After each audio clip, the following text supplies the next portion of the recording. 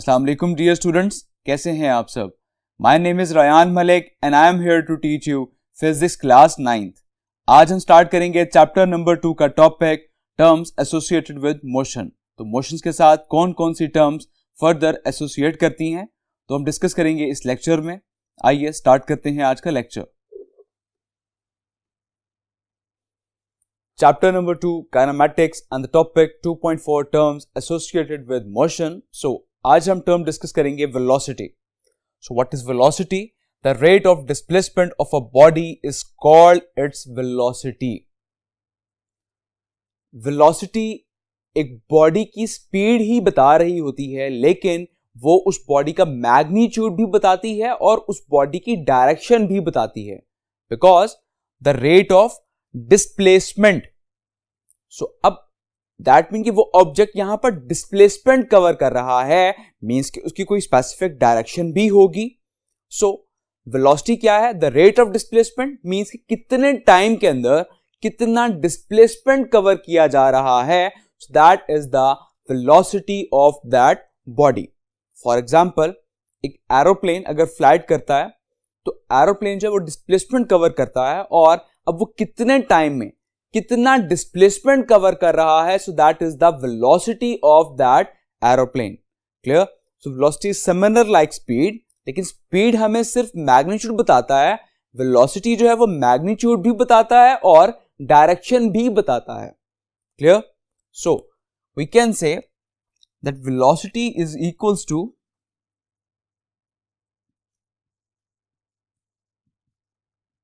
velocity is equals to the displacement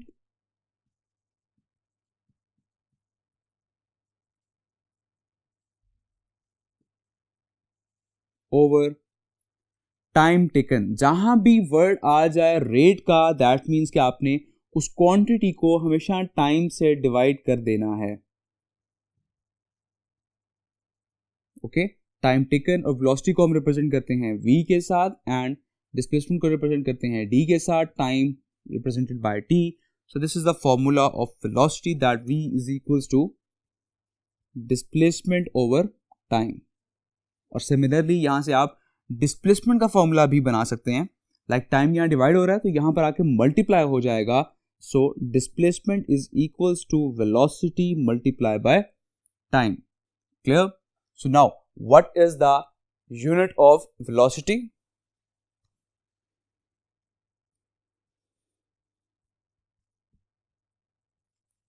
Unit of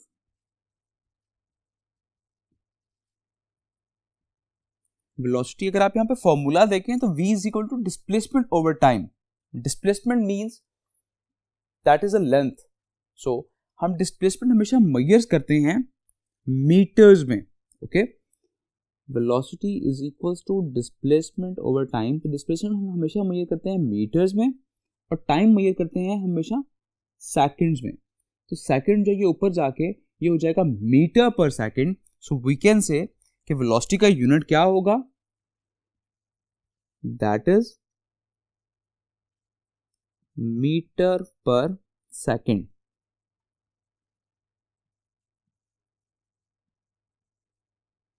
okay, और उसको हम रिप्रेजेंट करते हैं ms-1 से। क्लियर? मीटर पर सेकंड। ओके, और वेलोसिटी कौन सी क्वांटिटी है? दैट इज स्केलर क्वांटिटी और vector quantity. So velocity is a vector quantity because इसमें आपको मैग्नीट्यूड भी बताया जाता है और वेलोसिटी जो है वो आपको डायरेक्शन भी बताता है। Clear? So velocity is a vector quantity. So we can say that it is a vector quantity.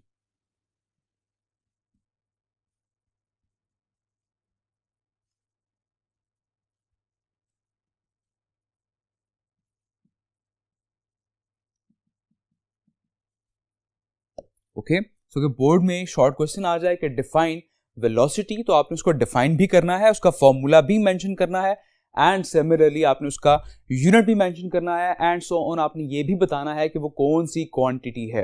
Clear? Then it will make a proper short question. Now what is uniform velocity? Let's suppose कि एक body एक specific time में एक displacement cover कर रही है। Let's suppose कि एक बॉडी ए से लेकर बी तक एक स्पेसिफिक टाइम है यहां पे और इसमें एक डिस्प्लेसमेंट कवर कर रही है, तो इस बॉडी की जो वेलोसिटी होगी वो कहीं पर कम ज्यादा हो रही होगी। सो अब अगर हम इस फॉर्मूले को दोबारा से देखें तो यहां पर हम जब वेलोसिटी की बात करते हैं तो हम एवरेज वेलोसिटी की बात करते हैं हमेशा। क्लियर? हम हमेशा एवरेज वेलोसिटी की बात करते हैं बिकॉज वेलोसिटी जो है वो हमेशा कांस्टेंट नहीं होती, वो कहीं पे कम ज्यादा हो रही होती है। तो बेसिकली इस केस में हम एवरेज वेलोसिटी की बात करते हैं। अब लेट्स सपोज कि आपके पास जो टाइम इंटरवल था आप उसको कुछ शॉर्ट इंटरवल्स में डिवाइड कर दें। लेट्स सपोज के मैंने इसको डिवाइड कर दिया शॉर्ट इंटरवल्स में लाइक दिस। अब अगर तो इस इंटरवल में बॉडी जितना टाइम में जितना डिस्प्लेसमेंट कवर कर रही है उतने ही टाइम में यहां पर भी डिस्प्लेसमेंट कवर कर रही है और उतने ही टाइम में यहां पर भी डिस्प्लेसमेंट कवर कर रही है, सो दैट मींस कि उस बॉडी की वेलोसिटी जो है वो सेम है। और अगर किसी बॉडी की वेलोसिटी सेम हो जाए तब आप उसे कहते हैं कि that it possesses uniform velocity. Okay, uniform means same. तो यूनिफॉर्म वेलोसिटी कब पोजेस करती है कोई बॉडी? जब उसकी वेलोसिटी बिल्कुल सेम हो जाए, वो इक्वल टाइम में इक्वल डिस्टेंस कवर कर रही हो, तब आप कहेंगे बॉडी कौन सी वेलोसिटी पोजेस करती है? That is uniform velocity. Clear? इसको डिफाइन करते हैं। A body has uniform velocity if it covers equal displacement in equal intervals of time. तो अगर वो इक्वल इंटरवल ऑफ टाइम में इक्वल डिस्प्लेसमेंट कवर करेगी तो बॉडी कौन सी वेलोसिटी पोजेस कर रही है? Uniform velocity. And however short the interval may be, और वो इंटरवल आप जितना मर्जी चाहें तो आप शॉर्ट कर सकते हैं।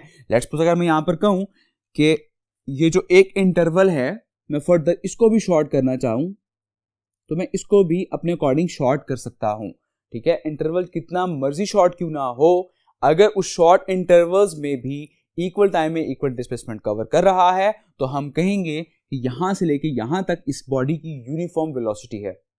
क्लियर? अब हम नेक्स्ट टाइम स्टडी करते हैं, that is acceleration. So what is acceleration? जैसे कि मैंने आपसे अभी कहा, एक बॉडी जब मूव करती है तो उसकी वेलोसिटी में कहीं चेंज आता है, मींस कहीं इंक्रीज या डिक्रीज होती है वेलोसिटी। सो ये जो चेंज आना है किसी भी वेलोसिटी में, that produces acceleration. Okay, so it is defined as the rate of change of velocity of a body. किसी बॉडी में टाइम के लिहाज से वेलोसिटी में चेंज आ जाए तो हम कहते हैं कि इस बॉडी में एक्सेलरेशन प्रोड्यूस हो गया है। क्लियर? सो इसके फॉर्मूले से हम इस तरह से रिप्रेजेंट कर सकते हैं that acceleration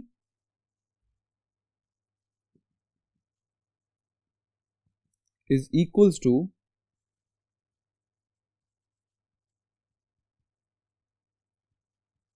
change in velocity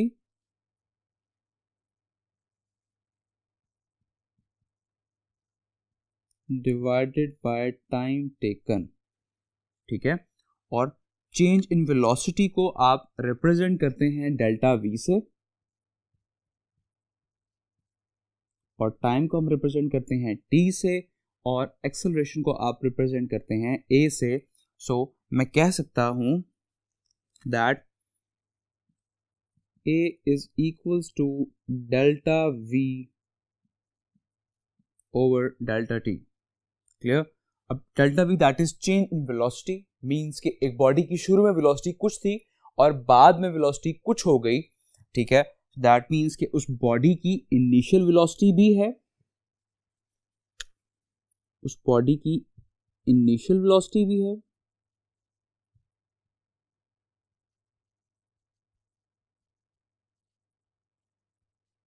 that is vi, और सिमिलरली उसकी वेलोसिटी चेंज हो गई then it becomes a final velocity. तो इसको हम रिप्रेजेंट करेंगे vf से। So we can say that change in velocity हम किस तरह से फाइंड आउट कर सकते हैं that acceleration is equals to vf minus vi divided by t। Clear? तो आप चेंज इन वेलोसिटी इस तरह से फाइंड कर सकते हैं that Vf minus Vi. So we can say that delta V is equals to Vf minus Vi. So when delta V की जगह Vf minus Vi put कर दिया and divided by T. So this is the formula of acceleration.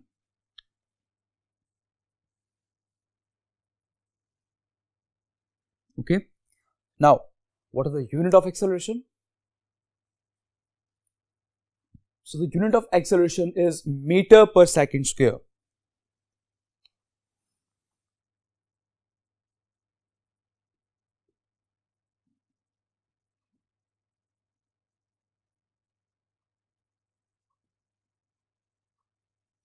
और unit of acceleration को आप फॉर्मूले से भी फाइंड आउट कर सकते हैं, जैसे कि हमने फॉर्मूले में अभी डिस्कस किया that acceleration is equals to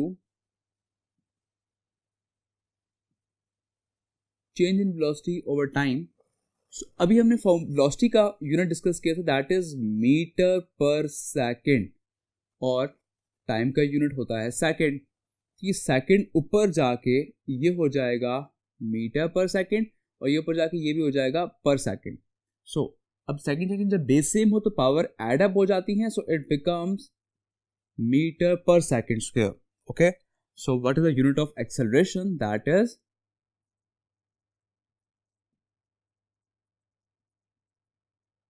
metre per second square, ms minus 2. And what is this quantity? Is it scalar or vector? So it is also a vector quantity, because it also tells you the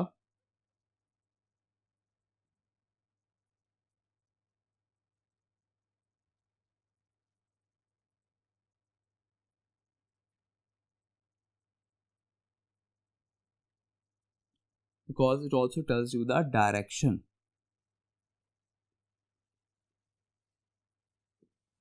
Clear? Now, what is uniform acceleration? A body has uniform acceleration if it has equal changes in velocity in equal intervals of time, however short the interval may be. Let's suppose again कि एक body जो A से B तक move कर रही है,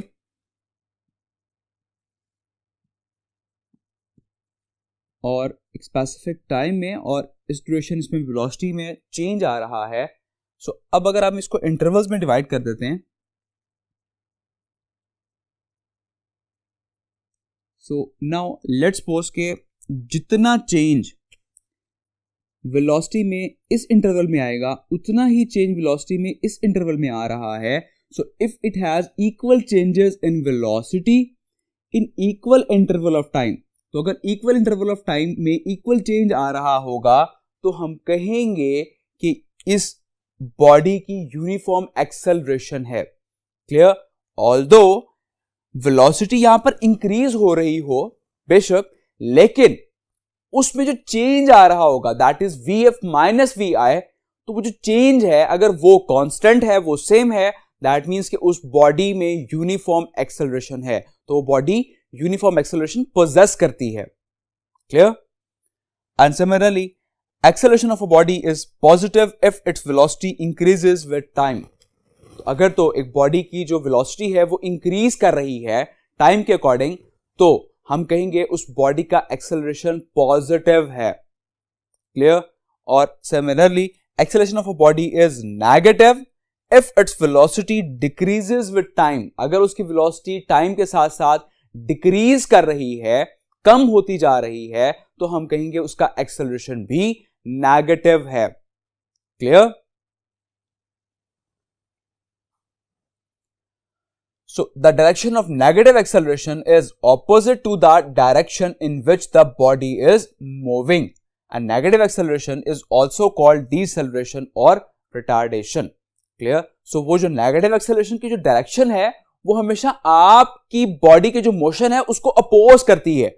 okay, उसके opposite act कर रही होती है. सो इस नेगेटिव एक्सेलरेशन को हम कहते हैं दैट इज डीसेलरेशन या फिर रिटार्डेशन. क्लियर? बोर्ड में अक्सर ही शॉर्ट क्वेश्चन आता है कि डिफाइन डीसेलरेशन या फिर आता है कि डिफाइन रिटार्डेशन. सो बच्चे अक्सर इसका आंसर लिखते हैं negative acceleration is called deceleration या फिर retardation. So this is not the appropriate answer. आपने प्रॉपर्ली डिफाइन करना है कि जब एक बॉडी की एक्सेलरेशन जो है वो डिक्रीज हो रही होती है विद टाइम, तो तब हम कहते हैं कि वो एक्सेलरेशन नेगेटिव है, और ये नेगेटिव एक्सेलरेशन एक बॉडी के मोशन को अपोज करता है, और इस नेगेटिव एक्सेलरेशन को फिर हम कहते हैं दैट इज डीसेलरेशन या फिर रिटार्डेशन। तो ये है इसका एक प्रॉपर आंसर।